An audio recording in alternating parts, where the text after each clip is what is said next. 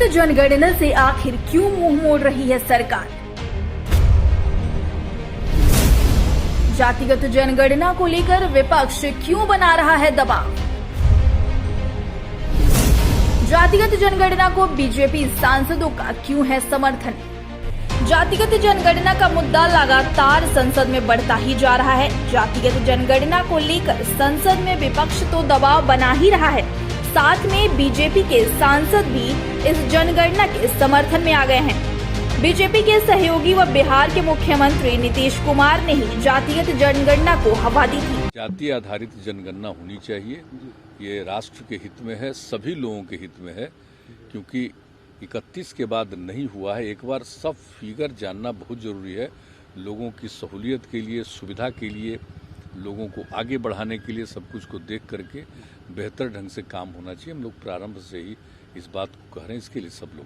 जिसके बाद बीजेपी सांसद संघमित्रा मौर्य ने इसका संसद में समर्थन किया था। आने वाले समय में निसंदेह हम सिर्फ चुनावों के दौर में ही नहीं, बल्कि जिस तरह मोदी सरकार में 27 ओबीसी के मंत्री शामिल हुए हैं, इस तरह ओबीसी अपने हक और अधिकार के लिए लड़ेगा। सपा, बसपा, कांग्रेस समेत सभी विपक्ष की पार्टियां जातिगत जनगणना को लेकर सरकार पर हमलावर हो रही हैं।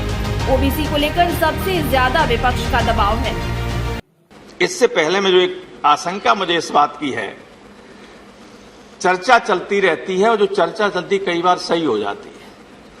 ये है कि जब नई सूची बनेगी तो उत्तर प्रदेश के गवर्नमेंट, भारतीय जनता पार्टी की गवर्नमेंट, जो मौजूदा ओबीसी की जातियां हैं उनमें से 3 जातियों को, यादव, कुर्मी और गुर्जर, मान्यवर आप भी गुर्जर ही हैं, उनको उससे बाहर कर देगी। ये चर्चा है और ये होगा ही। आप देखिएगा आगे चल के कोई न कोई बहाना ढूंढकर इन जातियों को कि इनमें पढ़े लिखे हो गए। हालांकि अगर कास्ट सेंसस के हिसाब से सारी चीजें सेंसस में आ जाएं तो कभी नहीं आउट की जा सकती हैं, लेकिन ये की जाएंगी। मैं चाहता हूं जो यहाँ उधर इतने ओबीसी के मेंबर हैं लोकसभा में भी, बीजेपी में, कि अगर वो चाहें तो सब पूरा हो सकता है, क्योंकि वे अगर थोड़ा सा इधर उधर हो जाए तो ये सरकार भी नहीं रह सकती, चाहे जितनी बहुमत में है, क्योंकि ओबीसी ही बहुमत में है। इसके बावजूद ओबीसी निगलेक्टेड है। 1931 में एक बार सिर्फ ओबीसी का उस समय जनगणना हुई थी। 80 साल हुए कि ओबीसी का जनसंख्या कितना है इसके बारे में सेंसस नहीं हुआ है। अगर हम इस समय भी सेंसस में ओबीसी का सेंसस नहीं करेंगे तो ओबीसी को सोशल जस्टिस देने के लिए और 10 साल हम उन पर अन्याय करें। अब जब बीजेपी सरकार में है तो पहले सामाजिक आर्थिक सर्वे में आए आंकड़ों की जानकारी से इनकार किया और इसके बाद जाति जनगणना को नकार रही है।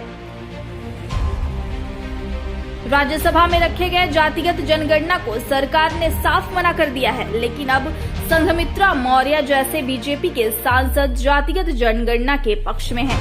नीतीश कुमार जैसे सहयोगी लगातार जातिगत जनगणना के लिए दबाव डाल रहे हैं। विपक्ष हमलावर है तो सरकार क्या लंबे समय तक इस मांग को ठुकरा सकेगी? ऐसी तमाम जानकारी के लिए जुड़े रहिए न्यूज़ टाइम के साथ।